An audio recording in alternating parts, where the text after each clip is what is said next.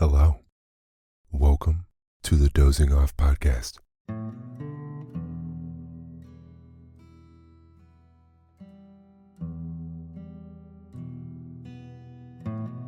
I'm your host, Lance Lewis, and this is a podcast where I read you to sleep.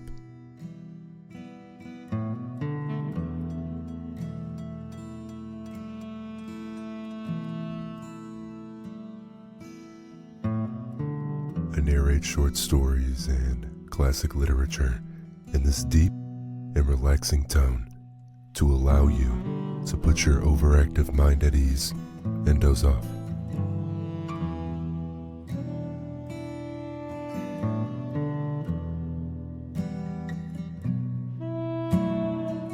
Tonight, I narrated The Sea-Maiden by Joseph Jacobs.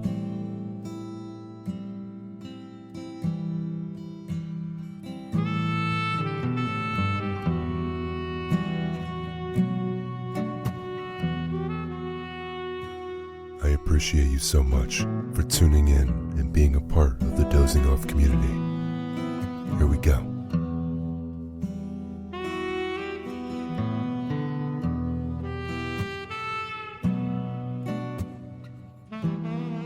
The Sea-Maiden. There was once a poor old fisherman, and one year he was not getting much fish. On a day of days, while he was fishing, there rose a sea-maiden at the side of his boat, and she asked him, "Are you getting much fish?"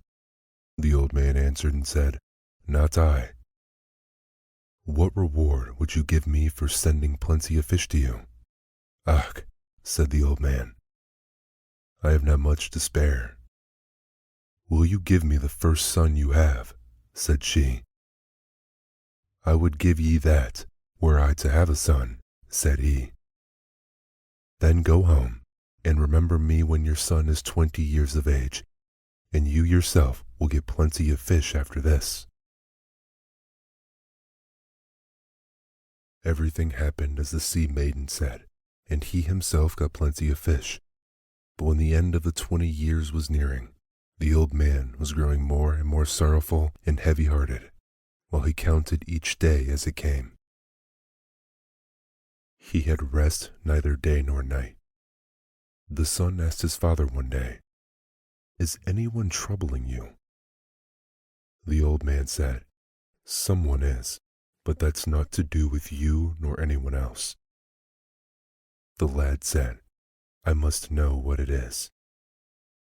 His father told him at last how the matter was with him and the Sea-Maiden. "Let not put you in any trouble," said the son. "I will not oppose you." You shall not go, my son, though I never get fish any more. If you will not let me go with you, go to the smithy, and let the smith make me a great strong sword, and I will go seek my fortune." His father went to the smithy, and the smith made a doughty sword for him. His father came home with the sword. The lad grasped it and gave it a shake or two, and it flew into 100 splinters. He asked his father to go to the smithy and get him another sword in which there should be twice as much weight. And so his father did, and so likewise it happened to the next sword. It broke in 2 halves. Back went the old man to the smithy, and the smith made a great sword. It's like he never made before. "There's thy sword for thee," said the smith, "and the fist must be good that plays with this blade." The old man gave the sword to his son. He gave it a shake or two. "This will do," said he. "It's high time now to travel on my way." On the next morning, he put a saddle on a black horse that his father had, and he took the world for his pillow. When he went on for a bit, he fell in with the carcass of a sheep beside the road. And there were a great black dog, a falcon, and an otter, and they were quarreling over the spoil. So they asked him to divide it for them. He came down off the horse, and he divided the carcass amongst the three. 3 shares to the dog, 2 shares to the otter, and a share to the falcon.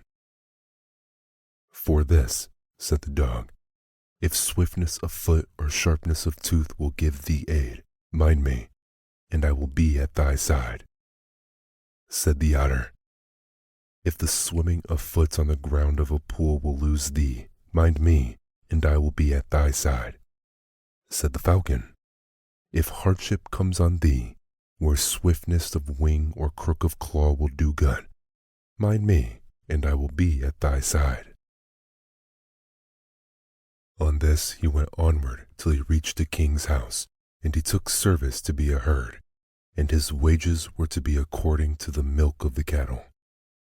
He went away with the cattle, and the grazing was but bare. In the evening, when he took them home, they had not much milk, the place was so bare, and his meat and drink was but spare that night. On the next day, he went further with them, and at last he came to a place exceedingly grassy, in a green glen, of which he never saw the like. But about the time when he should drive the cattle homewards, who should he see coming but a great giant with a sword in his hand? Hi ho, ho garak, said the giant. Those cattle are mine, they are on my land, and a dead man art thou. I say not that, says the herd. There is no knowing, but that may be easier to say than to do. He drew the great clean sweeping sword, and he neared the giant. The herd drew back his sword, and the head was off the giant in a twinkling. He leaped on the black horse, and he went to look for the giant's house. In went the herd, and that's the place where there was money in plenty, and dresses of each kind in the wardrobe, with gold and silver, and each thing finer than the other. At the mouth of night, he took himself to the king's house, but he took not a thing from the giant's house. And when the cattle were milked this night, there was milk. He got a good feeding this night, meat and drink without stint, and the king was hugely pleased that he had caught such a herd. He went on for a time in this way, but at last the glen grew bare of grass, and the grazing was not so good. So he thought he would go a little further forward and on the giant's land, and he sees a great park of grass. He returned for the cattle, and he put them into the park.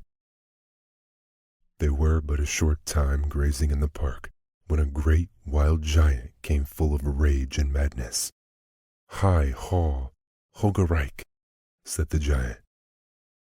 It is a drink of thy blood that will quench my thirst this night.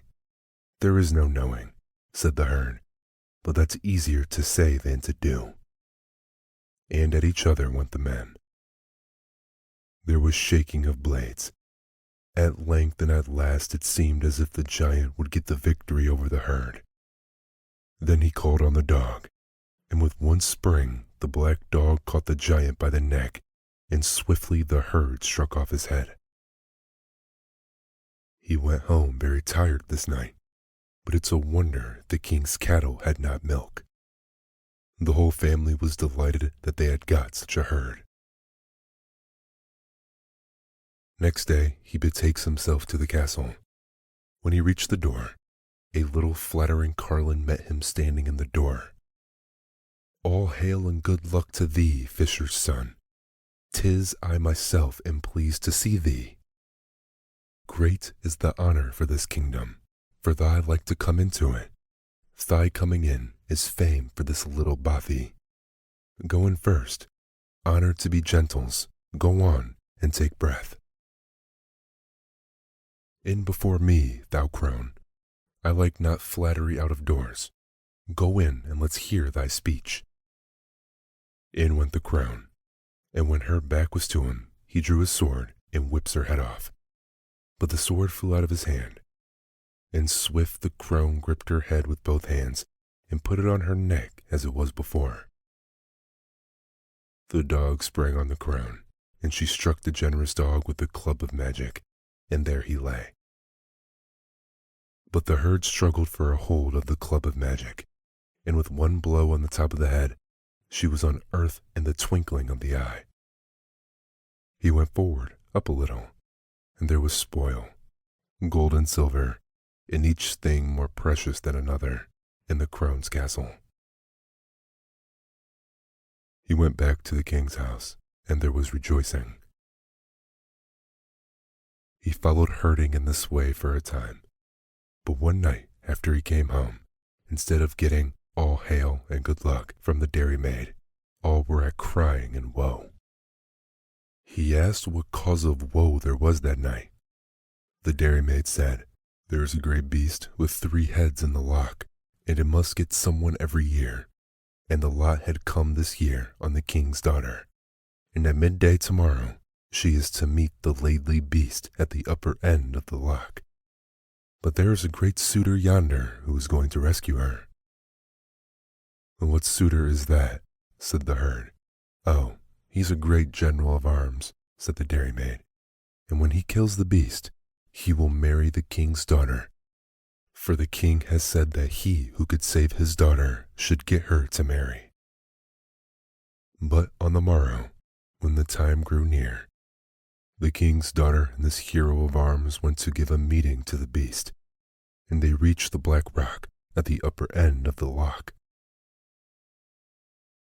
They were but a short time there when the beast stirred in the midst of the lock. But when the general saw this terror of a beast with 3 heads, he took fright, and he slunk away, and he hid himself. And the king's daughter was under fear and under trembling, with no one at all to save her. Suddenly, he sees a doughty, handsome youth riding a black horse and coming where she was. He was marvelously arrayed and fully armed, and his black dog moved after him. "There's a gloom on your face, girl," said the youth. "What do you here?" "Oh, that's no matter," said the king's daughter. "It's not long I'll be here at all events." "I say not that," said he. "A champion fled as likely as you, and not long since," said she. "He is a champion who stands the war," said the youth, "and to meet the beast when he went with his sword and his dog, but there was a spluttering and a splashing between himself and the beast. The dog kept doing all he might, and the king's daughter was palsied by fear of the noise of the beast. One of them would now be under, and now above, but at last he cut one of the heads off of it. It gave one roar, and the son of earth, echo of the rocks, called it to screech, and it drove the lock and spindrift from end to end, and in a twinkling it went out of sight. "Good luck and victory follow you, lad," said the king's daughter. "I am safe for one night, but the beast will come again and again until the other 2 heads come off it." He caught the beast's head, and he drew a knot through it, and he told her to bring it with her tomorrow. She gave him a gold ring and went home with the head on her shoulder, and the herd betook himself to the cows. But she had not gone far when this great general saw her, and he said to her, "I will kill you if you do not say 'twas I took the head off the beast." "Oh," says she, "'tis I will say it. Who else took the head off the beast but you?" They reached the king's house, and the head was on the general's shoulder. But here was rejoicing, that she should come home alive and whole, and this great captain with the beast's head full of blood in hand. On the morrow they went away, and there was no question at all but that this hero would save the king's daughter. They reached the same place, and they were not long there when the fearful laidly beastie stirred in the midst of the lock, and the hero slunk away as he did on yesterday. But it was not long after this when the man of the black horse came with another dress on. No matter, she knew that it was that same very lad. "It is I am pleased to see you," said she. "I am in hopes you will handle your great sword today as you did yesterday. Come up and take breath, But they were not long there when they saw the beast steaming in the midst of the loch. At once he went to meet the beast, but there was Klooperstrike and Klopperstitch spluttering, splashing, raving, and roaring on the beast. They kept it at thus for a long time, and about the mouth of the night he cut another head off the beast. He put it on the knot and gave it to her. She gave him one of her earrings, and he leaped on the black horse, and he betook himself to the herding. The king's daughter went home with the heads. The general met her, and took the heads from her, and he said to her that she must tell that it was he who took the head off the beast this time also. "Who else took the head off the beast but you?" said she. They reached the king's house with the heads. Then there was joy and gladness. At the same time on the morrow, the two went away. The officer had hid himself as he usually did. The king's daughter betook herself to the bank of the loch. The hero of the black horse came, and if roaring and raving were on the beast on the days that were past, this day it was horrible. But no matter, he took the third head off the beast and drew it through the knot, and gave it to her. She gave him her other earring, and then she went home with the heads. When they reached the king's house, all were full of smiles, and the general was to marry the king's daughter the next day. The wedding was going on, and everyone about the castle longing till the priest should come. But when the priest came, she would only marry the one who could take the heads off the knot without cutting it. "Who should take the heads off the knot but the man who put the heads on?" said the king.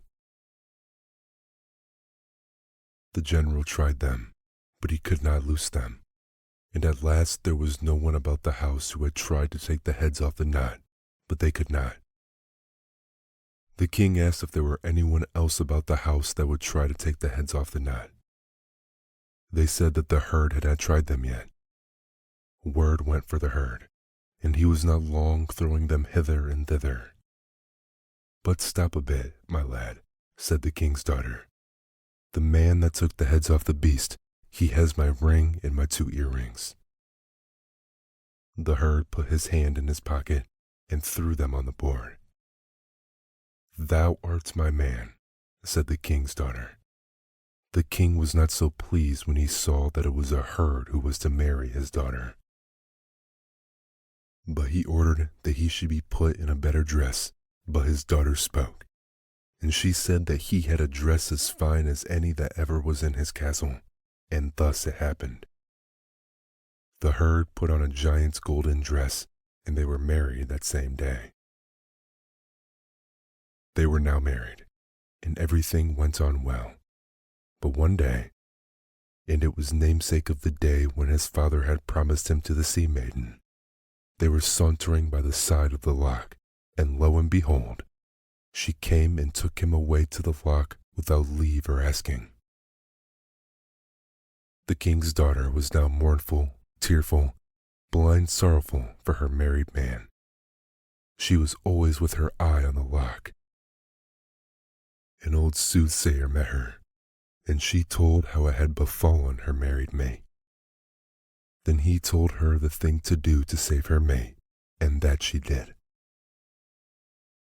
She took her harp to the seashore and sat and played, and the Sea-Maiden came up to listen, for Sea-Maidens are fonder of music than all other creatures.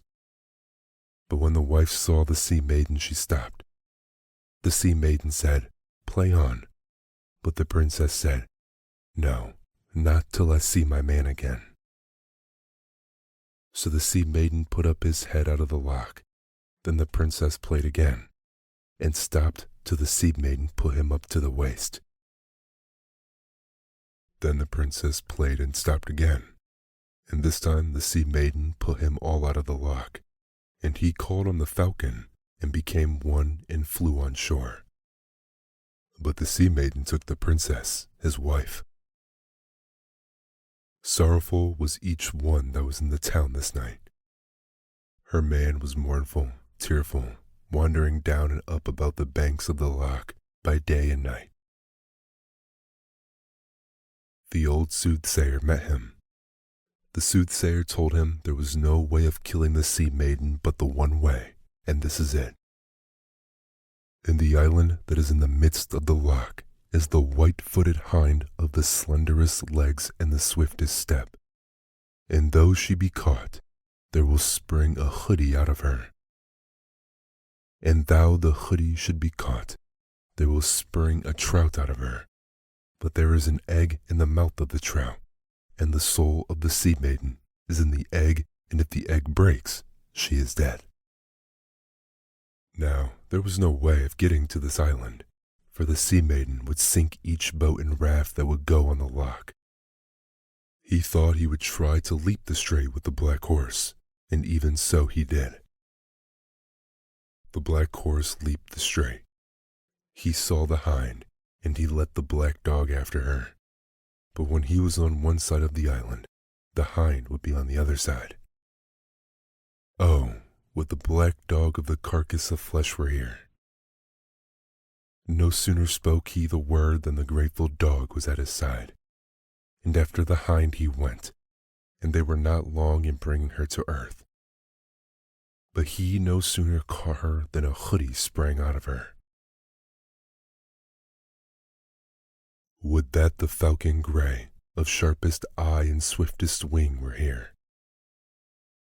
No sooner he said this than the falcon was after the hoodie, and she was not long putting her to earth, and as the hoodie fell on the bank of the loch, out of her jumps the trout.